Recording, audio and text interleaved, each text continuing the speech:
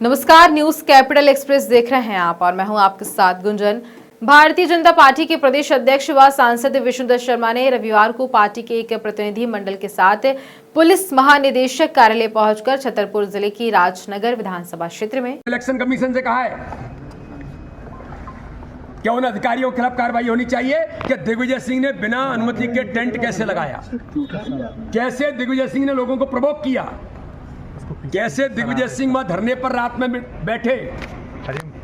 अगर ऐसे अधिकारियों के खिलाफ भी कड़ी कानूनी कार्रवाई होनी चाहिए जिन्होंने बिना किसी की अनुमति लिए आचार संहिता के दौरान इस प्रकार का आपराधिक कृत्य किया है।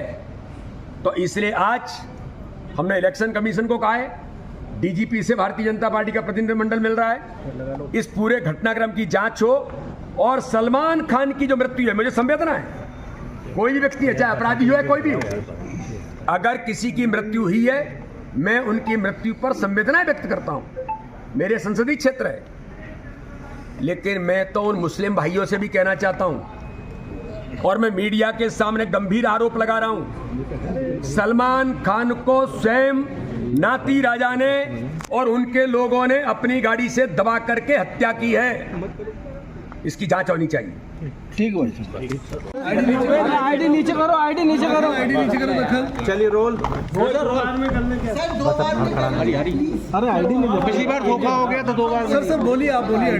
17 तारीख को चुनाव की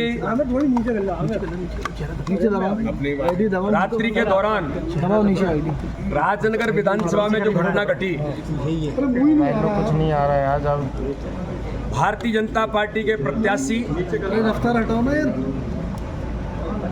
अरविंद पटेरिया और भारतीय जनता पार्टी के कार्यकर्ताओं के ऊपर योजनाबद्ध तरीके से कांग्रेस के वहां के विधायक और प्रत्याशी नाती राजा और उसके गुंडों ने प्राणघातक हमला किया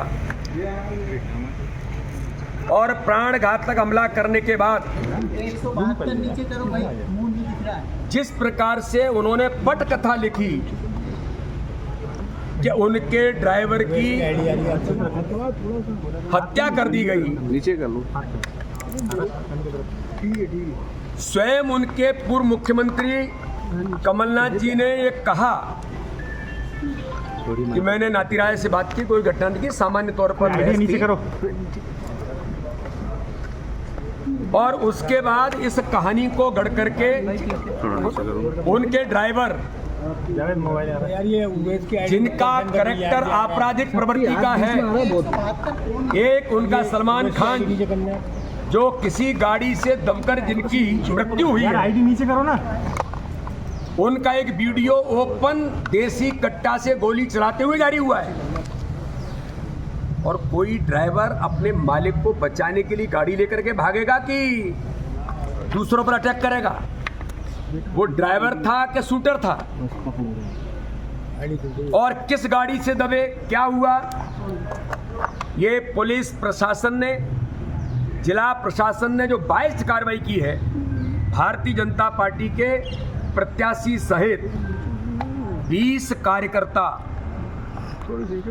और 15 अन्य कार्यकर्ता, यानी 35 लोग, 302 की एफआईआर। भारत का पहला केस होगा, कोई व्यक्ति किसी गाड़ी की चपेट में आकर के एक्सीडेंटल उसमें उसकी डेथ हो जाती है, तो प्रशासन कितना बाइज्ड है कि 302 की एफआईआर 20 लोगों के खिलाफ करता है। क्योंकि इलेक्शन कमीशन, अभी पूरा प्रशासन जब तक आचार संहिता है इलेक्शन कमीशन के अंडर में है, तो एक और एक पक्षी कार्रवाई करते हुए केवल नाती राजा और उनके गुंडों के कहने पर 302 की एफआईआर भारतीय जनता पार्टी के कार्यकर्ताओं के खिलाफ हुई, हमारे प्रत्याशी के खिलाफ हुई। और उन्होंने जो प्राणघातक हमले किए, गोलियां चलाई, भारतीय जनता पार्टी के कई कार्यकर्ताओं की गाड़ियों को तोड़ दी, एक भी कार्यकर्ता लगातार कंप्लेंट करने के लिए पहुंचे, लेकिन उनके खिलाफ कोई कार्रवाई, नाती राजा और उनके अपराधी गुंडे और स्वयं नाती राजा इसी प्रवृत्ति के हैं, कोई कार्रवाई नहीं हुई, दुर्भाग्यजनक है। मैं पूछना चाहता हूं प्रशासन से, किसके दबाव में कार्रवाई की है? और कैसे प्रशासन ने तय कर दिया 302 है। और दुर्भाग्यजनक पहलू यह है कि दिग्विजय सिंह जैसे नेता जो मध्य प्रदेश के अंदर चुनाव से पहले और चुनाव के बाद एक न्यूसेंस क्रिएट करना चाहते थे, हार की खींच के कारण चुनाव हार रहे कमलनाथ दिग्विजय सिंह। तो दिग्विजय सिंह ने जाकर के खजुराहो के अंदर राजनगर में थाने में बिना किसी की अनुमति के आचार संहिता लगे हुए कैसे धरना दिया, टेंट लगाया आपने, किससे अनुमति ली, और उसके बाद आप लोगों को प्रोवोक कर रहे हैं, मारो लोगों को। मध्य प्रदेश का वातावरण खराब करने का प्रयास ये दिग्विजय सिंह ने वहां पहुंच करके जो किया है। और दुर्भाग्य 17 नवंबर की शाम मतदान समाप्त होने के ठीक पहले घमासान शीतल माई के पास गोली चलने और बमबाजी के मामले में थाना घमापुर के फुटाताल निवासी शिवांश चौरसिया द्वारा दी लिखित शिकायत पर पुलिस ने भाजपा प्रत्याशी और पूर्व मंत्री अंचल सोनकर, उनके बेटों राम सोनकर, राधा सोनकर, दामाद उमेश सोनकर व चंद्रकांत सोनकर, शशिकांत सोनकर, रिंकू सोनकर, सुमित ठाकुर, अनिल सोनकर, सूरज सोनकर, पिंटू के विरुद्ध धारा 147, 148, 149, 307, 294, 506 वहीं 3/5 विस्फोटक पदार्थ अधिनियम का अपराध घटित करना पाए जाने से अपराध पंजीकृत कर विवेचना में लिया गया। जबलपुर से वाजिद खान की रिपोर्ट। Check check check check check check.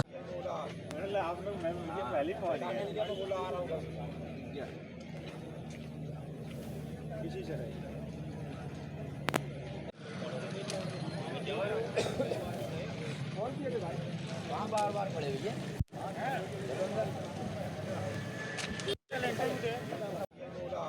आप लोग, मैं पहले किसी से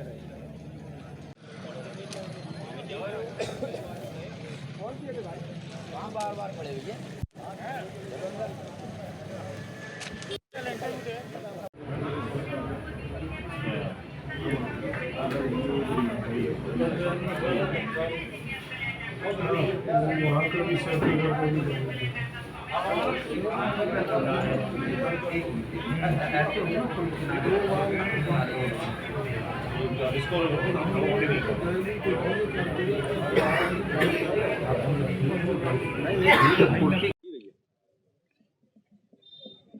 कल चुनाव का जब लगभग पूरा समय खत्म हो गया था, तब पूर्व विधायक और उनके परिजन और उनके संग साथियों ने कांग्रेस कार्यालय में जो हमला करने की कोशिश की, एक सुनियोजित तरीके से, क्योंकि लगातार 5-7 दिन से वो ये प्रयास करते रहे कि कांग्रेस के मुख्य कार्यालय को हमला करके चुनाव को प्रभावित करें। कांग्रेस का जांबाज कार्यकर्ता उनकी इस बात को बेअसर करता रहा। बहुत धैर्य और शीलता के साथ कांग्रेस के कार्यकर्ताओं ने उनका सामना किया। कल अति हो गई, सारे वीडियो दिखा रहे हैं कि वो खुद आके पुलिस उनको रोक भी रही है और वो खुद न केवल लोगों को प्रेरित कर रहे हैं हमला करने, बल्कि हमलावारों में शामिल है। गोली चली, बम चले और उल्टा चोर कोतवाल को डांटे की स्थिति में कल यहाँ आके एक ढोंग और प्रपंच किया उन्होंने। आज कांग्रेस का समूचा कार्यकर्ता आया यहाँ और अपनी बातों को लेके उस वीडियो विजुअल के साथ वो दो घायल हमारे साथी हैं कांग्रेस की, जो अस्पताल में भर्ती हैं, और इस बात को लेके आज हम लोगों ने पुलिस के तमाम अधिकारियों से बात की और साफ शब्दों में हम लोगों का स्पष्ट कहना था कि यदि आज आप मुकदमा रजिस्टर्ड नहीं करते तो कल घमापुर थाने का घेराव होगा, और जब हम घेराव करेंगे तो फिर तरीके से करेंगे। आप यदि इतनी भीड़ देख के उनसे प्रभावित हो रहे हो तो ये गलत बात है। अपनी संभावित हार को भाप के इस टाइप के हथकंडे अपनाना कहीं से न्याय संगत नहीं है। कल लोगों को चलते रास्ते में राहगीरों को मारा गया। यहीं जब ये धरना प्रदर्शन दे रहे थे तब भी ये हरकत की है बहुत से लोगों के साथ, और कांग्रेस के कार्यकर्ताओं को डराने धमकाने का काम कर रहा है। ये शायद ये भूल गए कि कांग्रेस का कार्यकर्ता उस समय भी अंग्रेजों से नहीं डरा, फिर इन पाखंडियों से कहाँ से डरेगा। इस बात का प्रतिकार किया है। आज हमने मुकदमा के लिए आए और पुलिस ने हमारी बात की सत्यता की पूरी जांच की और मुकदमा कायम किया। देख लो, चेक करो।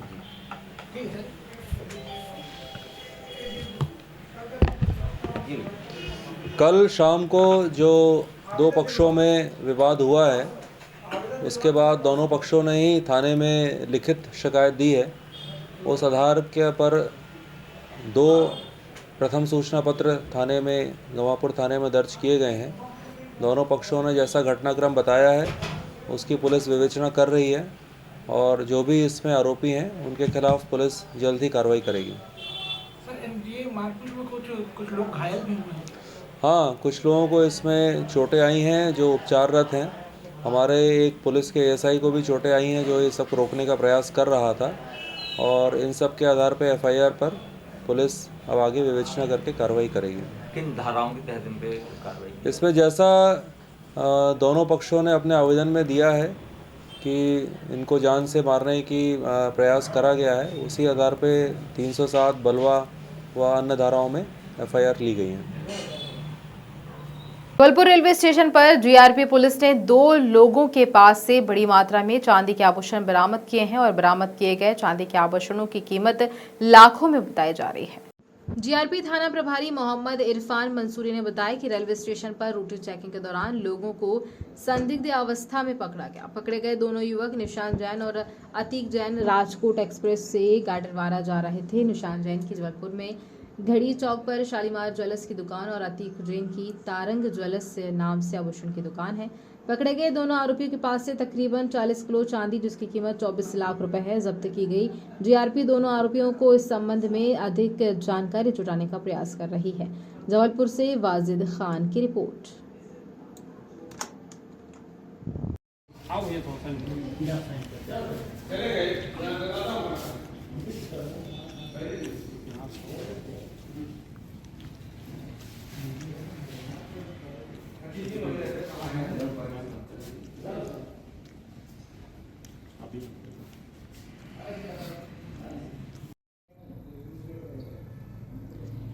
मीडिया से है ना? हाँ,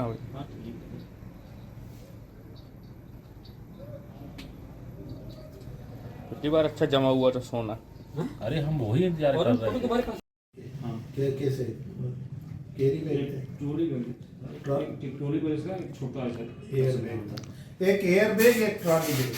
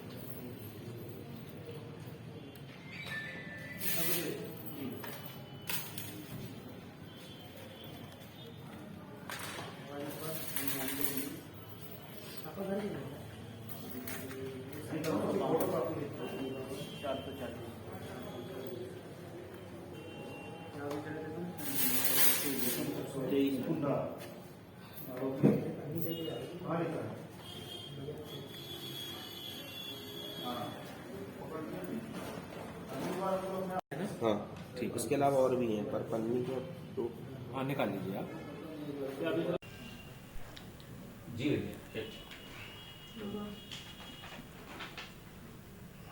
भास्कर वाले खड़ा वाला लगता है। चल जी भैया जी भैया। आज दिनांक को औचक चेकिंग के दौरान जबलपुर स्टेशन के प्लेटफॉर्म नंबर 6 से 2 व्यक्ति निशांत जैन जिनकी न्यू शालीमार ज्वेलर्स नाम की घमंडी चौक में शॉप है और इनके पास से 17 किलोग्राम चांदी के आभूषण तथा दूसरे अतीक जैन जिनकी की तारन ज्वेलर्स के नाम से दुकान है, इनके पास से 23 केजी चांदी के आभूषण ले जाते हुए इनको चेक किया और जब इनके बिल देखे गए तो उसमें अनियमितता पाई गई। इस कारण जो है संदेह के आधार पर अभी इसको जब्ती कर आरपीएफ थाने लाया गया है और इस संबंध में जीएसटी और इनकम टैक्स को सूचित कर अग्रिम जांच हेतु सुपुर्द किया भैया। ये पूरा माल कितना है और ये कौन सी ट्रेन से कहाँ जा रहे थे, लगभग कीमत क्या है? ये लगभग 40 केजी चांदी के विभिन्न प्रकार के आभूषण हैं और ये राजकोट एक्सप्रेस से गाडरवारा ज्वेलर्स के यहाँ देने के लिए ये लोग आए थे और इसकी कीमत लगभग 24 लाख के आसपास है। गोलोआ चौक स्थित है कचपुरा तालाब पर छठ पूजा समिति के द्वारा तैयारी की जा रही है, जहां पर व्रतधारी महिलाओं के लिए पूजन स्थल सहित अन्य सुविधाओं के लिए आयोजकों द्वारा आज निरीक्षण किया गया और तैयारी का जायजा लिया गया। वहीं आयोजन को नहीं बताया कि प्रत्येक वर्ष उनके द्वारा छठ पूजन पर बुलावा तालाब में पूजन की व्यवस्था की जाती है, जिसमें बड़ी संख्या में व्रतधारी लोग पहुंचते हैं। इस वर्ष लगभग 4 से 5 हजार लोगों की सम्मिलित होने का अनुमान है।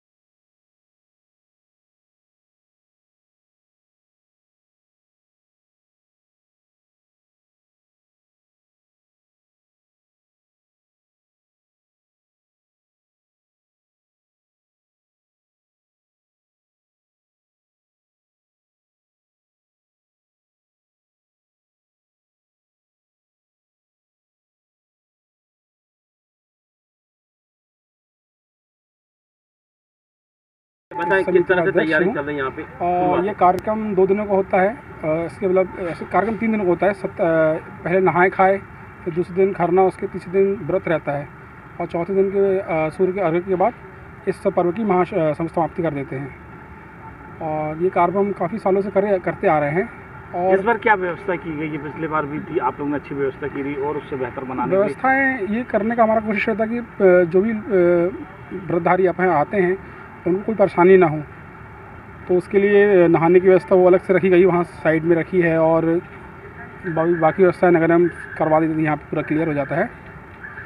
कितनी पब्लिक आ जाती है इधर पे? मेरे हिसाब से यहाँ कम से कम 100 परिवार तो आता ही है और हर वर्ष बढ़ते ही जा रहे हैं वो लोग, की सुविधाएँ अच्छी हैं और कार्यक्रम अच्छा होता जा रहा है और हमारी इच्छा है कि भैया और हमारा कार्यक्रम और आगे बढ़े। नाम रितेश पांडे। जबलपुर जिले की 8 विधानसभा की मतगणना शाम 6 बजे संपन्न होने के बाद ईवीएम मशीनों को स्ट्रांग रूम में लाने का सिलसिला जारी है। जबलपुर जिले की 8 विधानसभा के लिए शहरी और ग्रामीण इलाकों में 2132 मतदान केंद्र बनाए गए थे। इन सभी मतदान केंद्रों से ईवीएम को स्ट्रांग रूम लाया गया था। वहीं रात 2 से 3 बजे तक ईवीएम को स्ट्रांग रूम लाने का काम जारी है। जिला कलेक्टर सौरभ सुमन ने बताया कि सभी मतदान केंद्रों पर सफलतापूर्वक मतदान समाप्त हो गया है। वोटर टर्नआउट 74 से 75% के बीच आया है। फाइनल फिगर अब सुबह तक आ जाएगी। वर्ष 2018 विधानसभा चुनाव की तुलना में 2023 में हुए विधानसभा चुनाव में 2 से 3% मतदान की वृद्धि हुई है। वहीं ईवीएम मशीनें बसों के माध्यम से आना शुरू हो गई हैं। रात 2 से 3 बजे ईवीएम मशीनों का स्ट्रांग रूम में व्यवस्थित रख दिया जाएगा। जबलपुर से वाजिद खान की रिपोर्ट।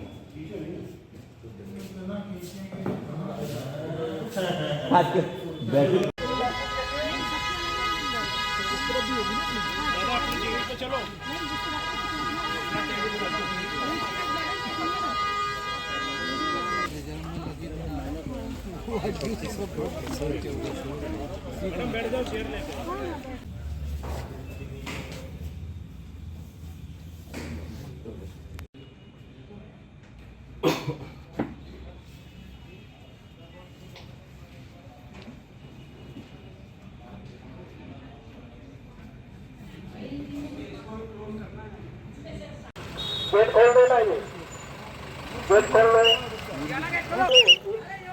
ये खोलो राइट साइड का, चलाओ ऐसे फटाक से खोलता हूँ लोग, यहाँ पे और दूर से बनाओ।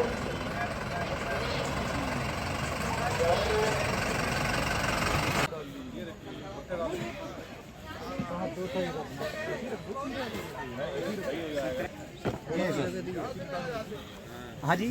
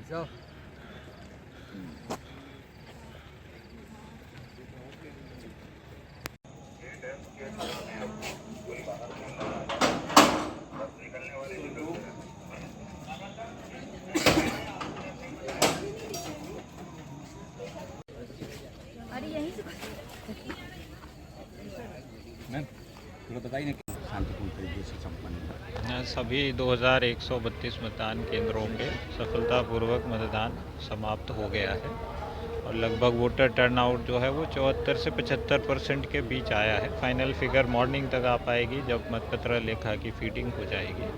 इन पिछले विधानसभा की तुलना में लगभग 2 से 3% तक की वृद्धि मतदान में हुई है। ईवीएम मशीन आना शुरू हो गई है अभी तक? हाँ, आना शुरू हो गई है। अभी कुछ बसेस आ गई हैं, अब धीरे धीरे उनसे सामग्री प्राप्त की जाएगी। कोई अप्रिय घटना कहीं की? एज सच वैसी कोई बड़ी घटना नहीं हुई है। छिटपुट घटनाओं के साथ कमोबेश स्ट्रांग रूम में रखा जाएगा। अब जैसे जैसे बसेस आती जाएंगी, जनरली 1-2 बज जाता है, तो जैसे जैसे बसेस आएंगी, चूँकि चीज़ों को थोड़ा वेरीफाई करके चेक करके भेजा जाता है, तो लगभग हम लोग मान के चलते हैं कि 2-2:30 बजे तक स्ट्रांग रूम जो है वो उसमें मशीनें लगभग व्यवस्थित हो जाएंगी। Thank you. नगर भगवानपुरा में प्रतिवर्ष अनुसार इस वर्ष भी कार्तिक शुक्ल सप्तमी दिनांक 19 नवंबर 2023 शनिवार को भी है क्षेत्रीय कलचुरी कलाल समाज के सानिध्य में है चंद्रवंशी शिरोमणि भगवान राज राजेश्वर सहस्त्र अर्जुन की जयंती नगर भगवानपुर में बड़े ही हर्षोल्लास के साथ धूमधाम से मनाई गई।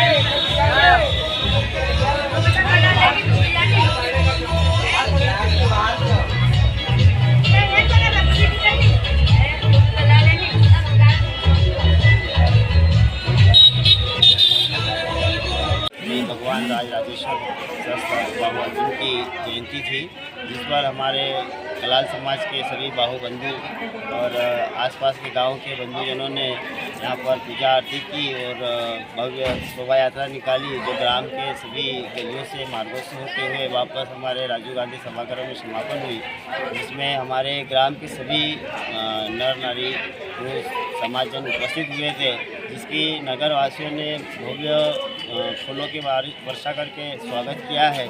और हम अब यहाँ पर समापन में अभी पौधारोपण भी करेंगे और समाज के व्यक्तियों को एक से एक को जोड़ने की कोशिश करेंगे, सभी को प्रेरित करेंगे। और अभी हमारे यहाँ सभी समाजजनों का फलाहार चल रहा है। इसके बाद अभी हम हर वर्ष इसी प्रकार से कार्यक्रम करते रहेंगे और समाज को जोड़ने की प्रक्रिया कर रहे हैं। क्या नाम लिखते हो? नंदकिशोर मालविया। चंदेरी गोवर्धन पूजा के बाद से ही मंदिरों में अन्नकूट प्रसादी का आयोजन किया जा रहा है। वहीं चंदेरी नगर के बीचों बीच बना श्री बता दें आपको कि सिद्धेश्वरी हथनी टोल माता मंदिर रामनगर पर प्रतिवर्ष की भांति इस वर्ष भी रविवार को अन्नकूट प्रसादी का आयोजन किया गया।